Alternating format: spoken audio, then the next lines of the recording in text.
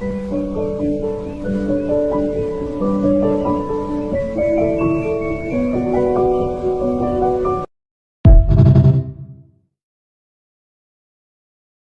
ilaha illa anta subhanaka inni kuntu minaz zalimin. Осы сөзді айтсаң дейді, Алла Тағала осы сөзден кейін қандай бір дұға тілесең, еш уақыт ол дұғаны қайтармайды. Өзінің өмірін жалғыз өзі реттеп жүрген жігіттер. Шіріген бай туыстары болмаса да, ешкімге жалынбастан, әкесінің ақшасына емес, өзінің маңдай терін бәріне жеткізіп жүрген жігіттер. Небір жоғалтулар мен өзіне көрсетіліп жатқан дөрекілік